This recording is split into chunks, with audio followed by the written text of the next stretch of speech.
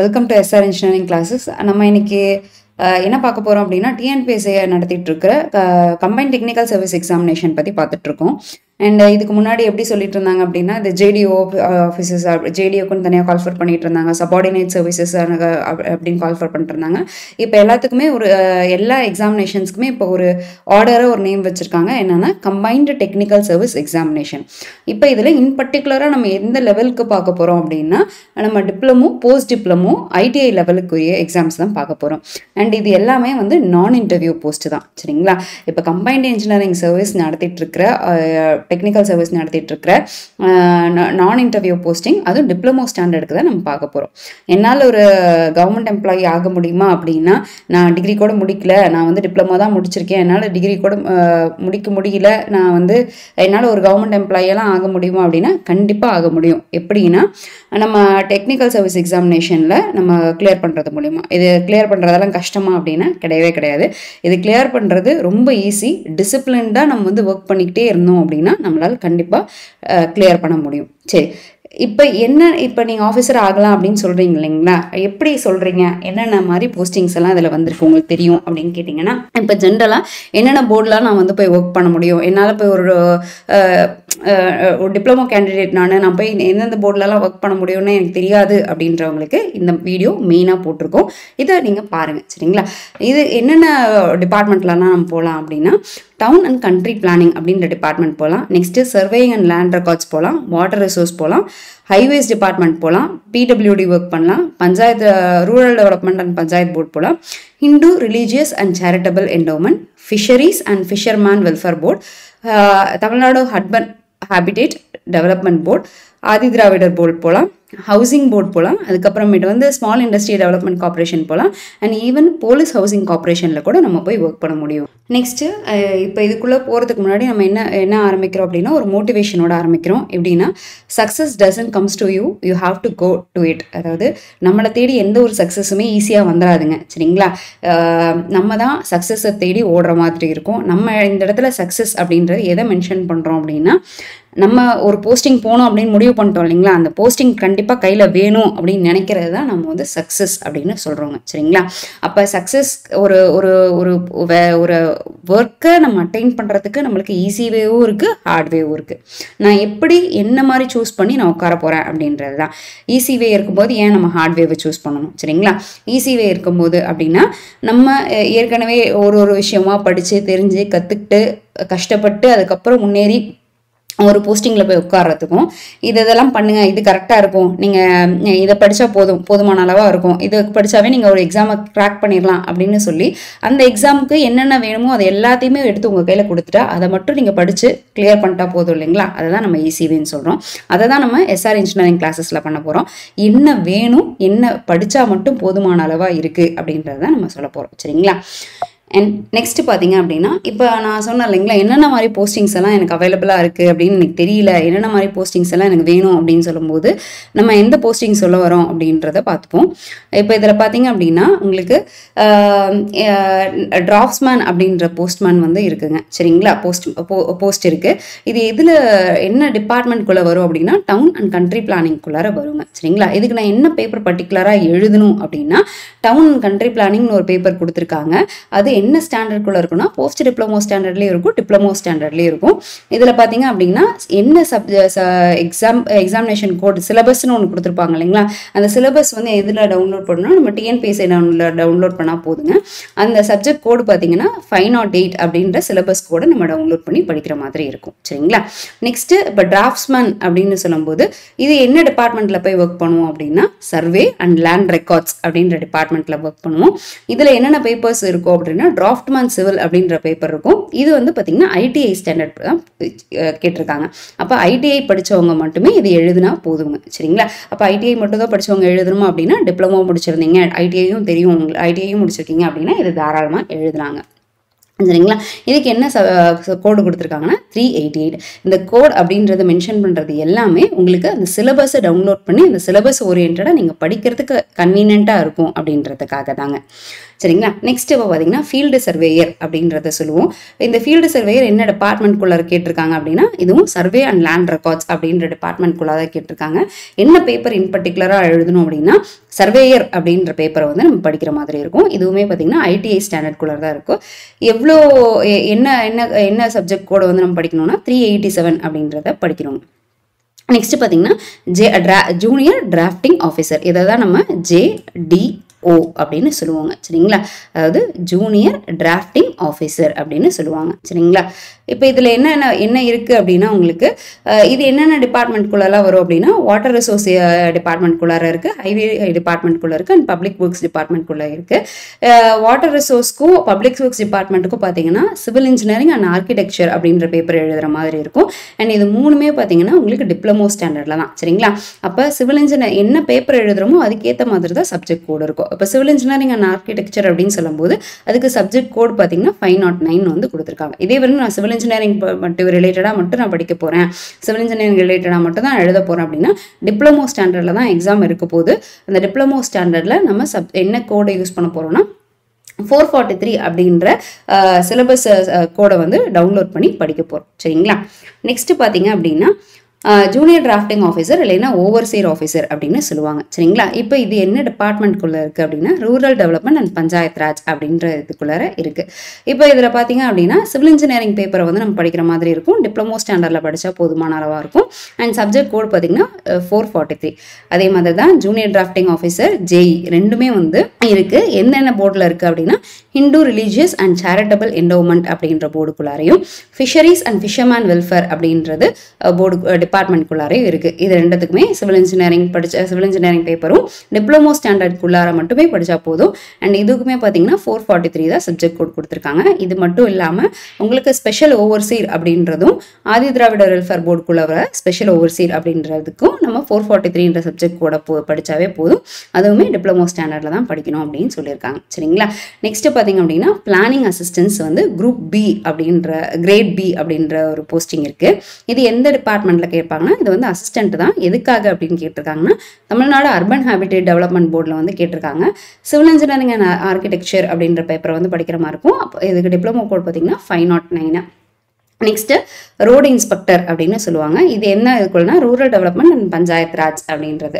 இது நம்ம ரோடெல்லாம் பஞ்சாயத்துலலாம் ரோடு போடுறாங்க இல்லைங்களா, அதை வந்து இன்ஸ்பெக்ட் பண்ணுற போஸ்டிங் மாதிரி இருக்கும். அண்ட் இதுக்கு பார்த்தீங்க அப்படின்னா இதுக்கு என்னென்னா டிராஃப்ட்ஸ்மேன் சிவில் அப்படின்ற பேப்பர் எடுக்கிற மாதிரி இருக்கும். இதுக்கு ITI படித்தாவே போதும் அப்படின்னு சொல்கிறாங்க. சரிங்களா. அப்போ கொஷின் பேப்பர் எப்படி இருக்கும் உங்களுக்கு ITI ஸ்டாண்டர்டில் தான் இருக்கும். அண்ட் இதுக்கு பார்த்தீங்கன்னா சப்ஜெக்ட் கோடு 388 அப்படின்னு சொல்கிறோம். நெக்ஸ்ட்டு பார்த்தீங்கன்னா நெக்ஸ்ட் என்ன போஸ்டிங் இருக்குது சர்வேயர் கம் அசிஸ்டன்ட் டிராஃப்ட்ஸ்மேன் அப்படின்றது இருக்குது. இன்னும் இது எதில் இருக்குது அப்படின்னா டவுன் அண்ட் கண்ட்ரி பிளானிங் அப்படின்ற டிபார்ட்மெண்ட்குள்ளே வச்சுருக்கோங்க. இதுக்கு என்ன பேப்பர் கொடுத்துருக்காங்க அப்படின்னா சர்வேயர் அண்ட் டிராஃப்ட்ஸ்மேன் சிவில் அப்படின்ற பேப்பர் கொடுத்துருக்காங்க. இதுக்கு ITI ஸ்டாண்டர்டில் இருக்குங்க. நெக்ஸ்ட்டு இதுக்கான சப்ஜெக்ட் கோட் பார்த்தீங்கன்னா 490. அப்போ நெக்ஸ்ட்டு சர்வேயர் இருக்குது. சர்வேயர் பார்த்தீங்கன்னா தமிழ்நாடு ஹவுசிங் போர்டு TNHBன்னு சொல்லுவோம் இல்லைங்களா, தமிழ்நாடு ஹவுசிங் போர்டுக்குள்ளார சர்வேயர்ன்ற போஸ்டிங் கேட்குறாங்க. அதுக்கு சர்வேயர்ன்ற பேப்பர் படிக்கணும் அண்ட் ITI ஸ்டாண்டர்டில் படிக்கணுங்க. அண்ட் இதுக்கு பார்த்தீங்கன்னா அப்படின்னா subject code 387. Next technical assistance. இது என்ன டிபார்ட்மெண்ட்குள்ளே டெக்னிக்கல் அசிஸ்டன்ட் ரெண்டு இதில் கேட்குறாங்க. எதுலன்னா தமிழ்நாடு ஸ்மால் இண்டஸ்ட்ரீஸ் டெவலப்மெண்ட் கார்பரேஷன்லையும் போலீஸ் ஹவுசிங் கார்பரேஷன்லையும் கேட்குறாங்க. இதுக்கு ரெண்டுத்துக்குமே பார்த்தீங்கன்னா சப்ஜெக்ட் கோடோ சரி பேப்பரோ சரி இல்லை ஸ்டாண்டர்டோ சரி எல்லாமே ஒன்று தான். அதாவது சப்ஜெக்ட் கோட் 443 நம்ம ஹேண்டில் பண்ணால் போதும். எனக்கு என்ன ஸ்டாண்டர்டில் படிக்கணும் அப்படின்னா டிப்ளமோ ஸ்டாண்டர்டில் படித்தா போதும். அண்ட் சிவில் இன்ஜினியரிங் பேப்பரை மட்டும் தான் படிக்க போகிறோம். சிவில் இன்ஜினியரிங் ஆர்கிடெக்சரோ இல்லை சர்வேயரோ டிராஃப்ட்ஸ்மேனோ அது மாதிரி எதுவும் மாற்றி படிக்க போகிறது கிடையாது. சிவில் இன்ஜினியரிங் அப்படின்னு ஒரு பேப்பரை படித்தாவே போதும் அப்படின்னு சொல்கிறாங்க. சரி, அப்போ இத்தனை பேப்பர் சொல்கிறீங்க, அப்போ நான் ஒரு எக்ஸாம் படிக்கிறதுக்கு இத்தனை பேப்பர் எனக்கு தேவைப்படுமா படாதா அப்படின்னா அப்போ அதுக்கு தான் நம்ம வந்து ஒரு பர்டிகுலராக கன்ஃபைன் பண்ணிடுறோம். அப்போ என்ன பேப்பருக்கு எப்படி படிக்க போகிறோம், என்னென்னலாம் கன்ஃபைன் பண்ணி படிக்க போகிறோம் அப்படின்றத சொல்கிறோம். சரிங்களா. அண்டு நம்ம SR இன்ஜினியரிங் கிளாஸஸில் பார்த்தீங்க அப்படின்னா உங்களுக்கு ஃபவுண்டேஷன் பேட்சும் போயிட்டுருக்கு. அண்ட் அது இல்லாமல் உங்களுக்கு என்ன போயிட்டுருக்கு அப்படின்னா ரெகுலர் பேட்சஸும் போயிட்டுருக்குங்க. சரிங்களா? டெஸ்ட் பேட்சும் போயிட்டுருக்கு. உங்களுக்கு எது கன்வீனியண்ட்டாக இருக்குமோ, ஃபவுண்டேஷன் பேட்ச் கன்வீனியண்ட்டாக இருந்தால் ஃபவுண்டேஷன் பேட்ச் ஹேண்டில் எடுத்துக்கோங்க. அண்ட் டெஸ்ட் பேட்ச் இருக்குது அப்படின்னா டெஸ்ட் பேட்ச் எடுத்துக்கோங்க. சரிங்களா? நெக்ஸ்ட்டு இப்போ சிலபஸ்குள்ளே வருவோம். அப்போ நான் ஒரு எக்ஸாமுக்கும் ஒரு மாதிரி படிக்கணுமா, அப்போ இத்தனையும் நான் படிக்கணுமா அப்படின்னா இல்லைங்க. இப்போ சப்போஸ் ஒரு எக்ஸாம்பிள் எடுத்துப்போமே, நான் ஒரு எக்ஸாம்பிள் மட்டும் எடுத்துக்கிறேன். Like start with engineering mechanics அப்படின்னு ஒரு சிலபஸ் எடுத்துக்கிறேன். இப்போ இந்த சிலபஸில் என்னென்ன கொடுத்துருக்காங்க?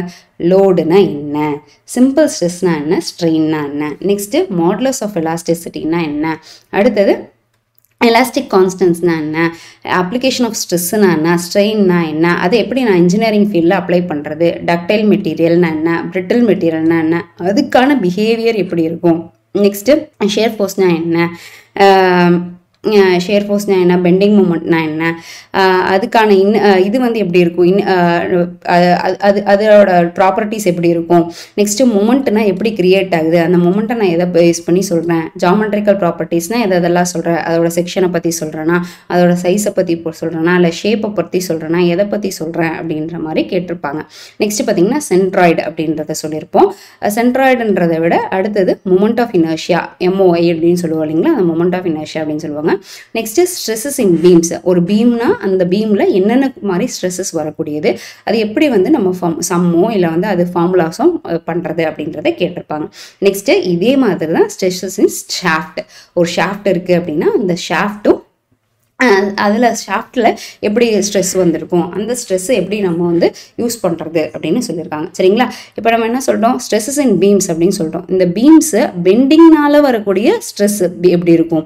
இப்போ நார்மலாகவே நம்மளுக்கு தெரியும், ஒரு பீம் அப்படின்னா நம்ம லோடு அப்ளை பண்ணும்போது நம்மளுக்கு எப்படி கிரியேட் ஆகிருக்கும் அப்படின்னா அதில் பெண்ட் ஆக தான் ஆரம்பிச்சிருக்கும். அப்போ நான் என்ன சொல்கிறாங்க, ஒரு பீம் இருக்குது, நான் வந்து அதில் லோடு அப்ளை பண்ண போகிறேன், அந்த லோடு அப்ளை பண்ணுறதுனால எனக்கு பெண்டிங் கிரியேட் ஆகுது. அப்படி பெண்டிங் கிரியேட் ஆகும்போது என்ன மாதிரி ஸ்ட்ரெஸ் உருவாகுது அப்படின்றத தான் படிச்சிருப்போம். சிமிலர்லி இதே மாதிரி ஒரு ஷாஃப்ட் இருக்கு அப்படின்னா, ஒரு ஷாஃப்ட் வச்சிருக்கோம், ஒரு ஷாஃப்ட் இருக்குன்னு வச்சுப்போமே. இப்போ இந்த ஷாஃப்ட்ல வந்து எனக்கு எப்படி இருந்திருக்கும் அப்படின்னா, அப்படி ஒரு ஷாஃப்ட் இருக்குது அப்படின்னு வச்சுப்போம். இந்த ஷாஃப்ட்டில் வந்து எனக்கு என்ன மாதிரி வந்து ஸ்ட்ரெஸ்ஸஸ் உருவாகிட்டு இருக்கு. இப்போ இதை நான் வந்து ட்விஸ்டிங் ஃபோர்ஸ் அப்ளை பண்ணுறேன்னா இல்லை வந்து மூமெண்ட் அப்ளை பண்ணுறேன்னா, அப்போ இந்த ஷாஃப்ட்டில் எனக்கு ஃபோர்ஸ் அப்ளை பண்ணுறனால என்ன கைண்ட் ஆஃப் ஃபோர்ஸ் வேணா இருக்கலாம். அப்போ ஃபோர்ஸ் அப்ளை பண்ணுறனால எனக்கு அதில் என்னென்ன ஸ்ட்ரெஸ்ஸஸ்லாம் வரக்கூடியது அப்படின்றத பார்க்குறோம். நெக்ஸ்ட்டு பின் ஜாயிண்டட் ஃப்ரேம்ஸ்னால் என்ன அப்படின்றத பார்ப்போம். சரிங்களா?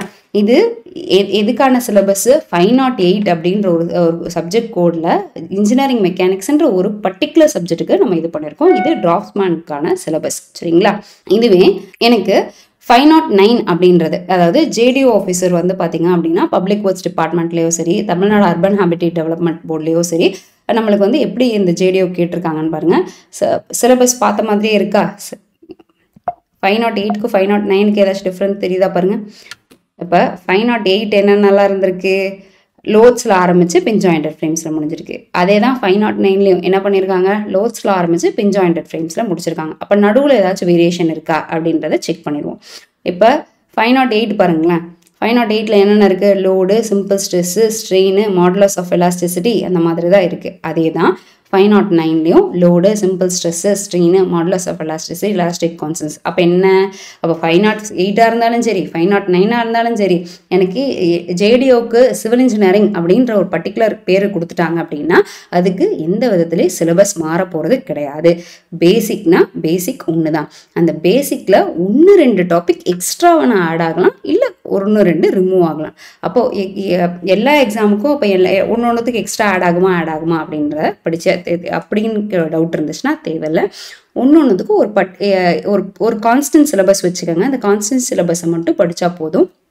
அந்த சிலபஸில் ஏதாச்சும் ஆட் ஆன் ஆச்சு அப்படின்னா எக்ஸாம் டைமில் அது பர்டிகுலர் இதுக்குள்ள நம்ம ரிவைஸ் பண்ணிக்கலாம். சரிங்களா? நெக்ஸ்ட்டு இதே மாதிரி தான் இப்போ 443 அப்படின்றது வந்து ஒரு போஸ்டிங் சொல்லியிருக்கோம். அப்போது சப்ஜெக்ட் கோடு இதுக்கு என்ன பார்த்தீங்கன்னா, ஜூனியர் டிராஃப்டிங் ஆஃபீஸராக இருக்கட்டும், ஓவர்சீர் ஆஃபீஸராக இருக்கட்டும், இல்லை டெக்னிக்கல் அசிஸ்டன்ஸாக இருக்கட்டும், இல்லை வந்து ஹைவே ரூரல் டெவலப்மெண்ட் போர்டாக இருக்கட்டும், இல்லை பஞ்சாயத்து ராஜாக இருக்கட்டும், இல்லை Hindu religious and endowment charitable board இருக்கோ, ஃபிஷரிஸ் இருக்கட்டும், இல்லை ஸ்மால் ஹவுசிங், இது எல்லாத்துலேயுமே என்ன சப்ஜெக்ட் கோடு கேட்குறாங்கன்னா 443. அப்போ பார்த்தீங்கன்னா நம்மளுக்கு என்னென்ன சப்ஜெக்ட் கொடுக்கிட்டு ஒன்று 508லேருந்து நம்மளுக்கு கேட்க ஆரம்பிச்சிருக்காங்க. அப்படி இல்லை அப்படின்னா 508லேருந்து கேட்குறாங்க. அப்படி இல்லைன்னா 509லேருந்து கேட்குறாங்க. அப்படி இல்லைன்னா 443லேருந்து நம்மளுக்கு கேட்குறாங்க. சரிங்களா? இந்த 3லேருந்து தான் நம்மளுக்கு வந்து கேட்குற மாதிரி இருக்கும். அப்போ 443க்கும் 508க்கும் 509க்குலாம் என்ன டிஃப்ரென்ஸ் நம்மளுக்கே தெரிஞ்சிச்சு. 508க்கும் 509க்கும் நம்மளுக்கு டிஃப்ரென்ஸ் எந்த டிஃப்ரென்ஸுமே இல்லை அப்படின்னு. அப்போ இதுக்கு என்ன டிஃப்ரென்ஸ் அப்படின்னா அதே தான் இன்னும் கொஞ்சம் எக்ஸ்பான்சிவாக நம்மளுக்கு கொடுத்துருக்காங்க. சரிங்களா? இன்னும் கொஞ்சம் எக்ஸ்பான்சிவ்னா இன்னும் 2 டாபிக் மட்டும் இன்க்ளூட் பண்ணியிருக்காங்க. அப்போ என்ன டாபிக் இன்க்ளூட் பண்ணியிருக்காங்க அப்படின்றத பார்ப்போம். இப்போ கம்பேர் பண்ணும்போது 508க்கு 509க்கு பார்த்தீங்கன்னா சிமிலர் சிலபஸ் தான், அதனால் ஒன்றுக்காக கொண்டு வந்துட்டோம். அண்ட் 443 இப்போ பார்த்தீங்கன்னா 508ல் லோட்ஸ் அப்படின்னு கேட்டிருந்தாங்க அப்படின்னா இந்த இடத்துல ஆக்சியல் ஃபோர்ஸஸ் அப்படின்னு கேட்டிருக்காங்க. இந்த இடத்துல சிம்பிள் ஸ்ட்ரெஸ் அண்ட் ஸ்ட்ரெயினா, சிம்பிள்னா டைரக்ட் ஸ்ட்ரெஸ்னால வரக்கூடியது. கரெக்டுங்களா? அப்போ ஆக்சியல்னால என்ன அர்த்தம்? டைரக்ட்னால வரக்கூடியது தான். அப்போ எனக்கு டைரக்ட் ஸ்ட்ரெஸ் அண்ட் ஸ்ட்ரெயின் அப்படின்றத கொடுத்துருக்காங்க. அவ்வளோதான். அப்போ இந்த இடத்துல லோடுன்னு கொடுத்தா இந்த இடத்துல ஃபோர்ஸ்னு சும்மா பேரை மட்டும் தான் மாற்றிருக்காங்களோடைய கண்டென்ட் எல்லாமே ஒன்று தான். நெக்ஸ்ட் மாடுலஸ் ஆஃப் எலாஸ்டிசிட்டி ஒரு எலாஸ்டிக் கான்ஸ்டன்ஸ். அப்போ இந்த இடத்துல என்ன கொடுத்துருக்காங்க? அதே எலாஸ்டிக் கான்ஸ்டன்ட் தான் கேட்டிருக்காங்க. ஆனால் அதுக்கான ரிலேஷன்ஷிப் அப்படின்ற ஒரு வார்த்தையை உருவாக்கியிருக்காங்க. அப்போ இந்த இடத்துல மட்டும் படித்தா போதுமான அளவாக இருக்குமா அப்படின்னு கேட்டிங்கன்னா இந்த இடத்துல மட்டும் படிக்கிறது இல்லாமல் இந்த இடத்துல வந்து என்ன கே படிச்சிருப்போம், ஜி படிச்சிருப்போம், அந்த மாதிரியெல்லாம் நம்மளுக்கு படிக்கிற மாதிரி இருக்கும். நெக்ஸ்ட்டு இதுக்கு shear force and bending moment diagram கேட்டிருக்காங்க. இதுக்கு பார்த்தீங்க அப்படின்னா bending moment diagram for statically determinate beam. அப்புறம் இப்போ ஸ்டாட்டிக் லைன் டிட்டர்மினேட் பீம் அப்படின்ற ஒரு எக்ஸ்ட்ரா ஒரு வார்த்தையை வந்து உருவாக்கியிருக்காங்க. அவ்வளோதான். சரிங்களா? நெக்ஸ்ட் பார்த்தீங்க அப்படின்னா ஜாமெட்ரிக்கல் ப்ராப்பர்ட்டிஸ் ஆஃப் செக்ஷன். அதுக்கு அடுத்தது இதுலேயும் ஜாமெட்ரிக்கல் ப்ராப்பர்ட்டிஸ் தான் கேட்டிருக்காங்க. இப்போ இதுக்கு பார்த்தீங்கன்னா பீம்ஸ் அண்ட் ஷாஃப்ட் அப்படின்ற வார்த்தை வந்திருக்கு. Stresses in beam due to bending. இது ரெண்டுத்துக்கும் சேம் தான். இது ரெண்டுத்துக்கும் எந்த வேரியேஷனும் இல்லை. இதில் பின் ஜாயிண்டட் ஃப்ரேம்ஸ்னு கொடுத்துருக்காங்க. இது pin jointed frames with vertical loads on nodal points அப்படின்னு கொடுத்துருக்காங்க. அதாவது பின் ஜாயிண்டட் ஃப்ரேம் தான் இருக்குது. அந்த பின் ஜாயிண்டட் ஃப்ரேமில் எனக்கு நோடல் பாயிண்ட்ஸை யூஸ் பண்ணி எனக்கு கொடுத்தா எப்படி இருக்கும் லோடு வேரியேஷன்ஸ் அப்படின்ற மாதிரி கேட்டிருக்காங்க. அப்போ எனக்கு கம்பேர் பண்ணும்போது ரெண்டும் ஈக்குவலாக ஒரே மாதிரி தான் இருக்க மாதிரி இருக்குது. அப்போ எனக்கு என்ன வேரியேஷன் வரும் அப்படின்றத மட்டும் பார்த்தலாம். என்ன வேரியேஷன் அப்படின்னா சின்ன டாபிக் தான் வேரியேஷன். என்ன எனக்கு இந்த இடத்துல application of stress and strain கொடுத்துருக்கிறத அந்த ஸ்ட்ரெஸ்ஸும் ஸ்ட்ரெயின் அப்ளை பண்ணுறதுனால நம்மளுக்கு என்ன ஆகும்? அந்த பாடி டீஃபார்ம் ஆகும். அந்த டீஃபார்ம் ஆகிறத பற்றி இதில் கேட்டிருக்காங்க. இதில் டைரெக்டாக அப்ளிகேஷன் கேட்டிருக்காங்க. அப்போ வேரியேஷன் இருக்கான்னா அவ்வளவா இல்லை. சும்மா இதில் எக்ஸ்ட்ரா இந்த சென்ட்ராய்டும் மொமெண்ட் ஆஃப் இனர்ஷியாவும் படிக்க சொல்லியிருக்காங்க. இதில் படிக்க சொல்லலை. அவ்வளோதான். இதில் ஒரே ஒரு டாபிக் எக்ஸ்ட்ரா ஆட் பண்ணியிருக்காங்க. இந்த டாபிக் இதில் இல்லை. அப்போ இந்த மாதிரி ஒரு சப்ஜெக்டை எடுக்கிறதுக்கு முன்னாடி என்னென்ன படிக்க போகிறோம், எப்படி படிக்க போகிறோம் அப்படின்றத நம்ம மைண்ட் ஃபிக்ஸ் பண்ணிக்கிட்டு தான் படிக்க ஆரம்பிக்கணும். சரிங்களா? அப்போ நான் ஒரு எக்ஸாம் படிக்க போகிறேன்னு வச்சுப்போமே. அப்போ ஒரு கொஷின் பேப்பர் நான் எக்ஸாம் படிக்க போகிறேன்னா உடனே சிலபஸ் புதுசாக டவுன்லோட் பண்ண சிலபஸை வச்சுக்கிட்டு இதெல்லாம் டே 1 இதை படிக்க போகிறேன், டே 2 அடுத்தது படிக்க போகிறேன் அப்படின்ற மாதிரி வச்சுட்டு இல்லாமல் நம்ம எனக்கு இதெல்லாம் கன்வீனியண்ட்டாக இருக்குது, நான் இதை மட்டும் படித்தா போதும் அப்படின்றத எடுத்து வச்சுக்கிட்டு ஒரு பர்டிகுலர் கன்ஃபைன்டு சிலபஸை நம்ம எடுத்து வச்சுக்கிறோம். கொஞ்சம் எக்ஸ்பான்சிவாகவே எடுத்து படித்து வச்சுக்கோங்களேன். அப்போ எல்லா எக்ஸாமுக்கும் உங்களுக்கு டேலி ஆகிற மாதிரி படிச்சுக்கலாம். All the best. என்னோட நீங்களும் படிக்கலாம். கண்டிப்பாக நம்ம ப்ளேஸ் ஆகலாம். சரிங்களா? அண்ட் நான் முன்னாடியே சொன்ன மாதிரி இட்ஸ் ஒரு ரிமைண்டர் தான். நம்ம எஸ்ஆர் இன்ஜினியரிங் கிளாஸஸில் பார்த்தீங்க அப்படின்னா ஃபவுண்டேஷன் கோர்சஸும் போயிட்டுருக்கு. அண்ட் அது இல்லாமல் பார்த்தீங்கன்னா டெஸ்ட் பேச்சஸும் போயிட்டுருக்கு. உங்களுக்கு எது கன்வீனியண்ட்டாக இருக்குமோ அதுக்கேற்ற மாதிரி சூஸ் பண்ணிக்கோங்க. அண்ட் இந்த வீடியோ உங்களுக்கு பிடிச்சிருந்துச்சுன்னா லைக் பண்ணுங்கள், ஷேர் பண்ணுங்கள் அண்ட் சப்ஸ்கிரைப் பண்ணுங்கள். தேங்க்யூ.